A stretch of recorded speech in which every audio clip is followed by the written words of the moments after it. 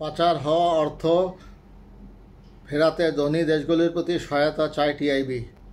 আন্তর্জাতিক প্রতিশ্রুতি ও দায়িত্বের অংশ হিসেবে পাচার হওয়া অর্থ সম্পদ বাংলাদেশে ফেরাতে সহায়তার জন্য সংশ্লিষ্ট ধনী দেশগুলোর দৃঢ় পদক্ষেপ গ্রহণের আহ্বান জানিয়েছে ট্রান্সপারেন্সি ইন্টারন্যাশনাল বাংলাদেশ অর্থাৎ টিআইবি।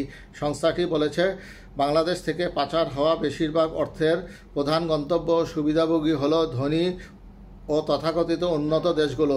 দেশ বিদেশের গণমাধ্যমে রাষ্ট্র ক্ষমতা থেকে বিতাড়িত রাজনৈতিক দলের শীর্ষ নেতৃত্বের অনেকের গন্তব্যস্থান উন্নত দেশগুলোতে এবং তারা সেখানে গিয়ে বেগমপাড়া সহ সুন্দর জীবনযাপন করে। আজ বৃহস্পতিবার গণমাধ্যমে পাঠানো এক বিজ্ঞপ্তিতে টিআইবি নির্বাহী পরিচালক ডক্টর ইফতেখারুজ্জামান বলেন, যুক্তরাষ্ট্র ও সুইজারল্যান্ডের পাশাপাশি সাম্প্রতিক কয়েক দশকে Canada, Australia, Singapore, Hong Kong, Malaysia, সংযুক্ত আরব আমিরাতের মতো মধ্যপ্রাচ্যের দেশগুলো, বিশেষ করে দুবাই ও অফশোর দ্বীপ অঞ্চলে বাংলাদেশ থেকে অর্থ পাচারের আকর্ষণীয় গন্তব্যে পরিণত হয়েছে।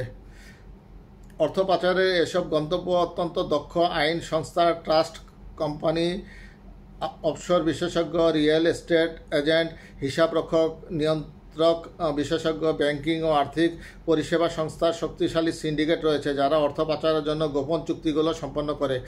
এই সিন্ডিকেটগুলো সময়ের সঙ্গে সঙ্গে পাচারকারীদের জন্য অর্থ পাচারকে সহজ করে তুলেছে। তারা অর্থ পাচারকারীদের বিনিয়োগের নিরাপত্তা নিশ্চিতের সঙ্গে সঙ্গে রিয়েল এস্টেট, ব্যাংকিং ও বিলাসবহুল পণ্যে লাভজনক বিনিয়োগের সুবিধা সৃষ্টি করেছে।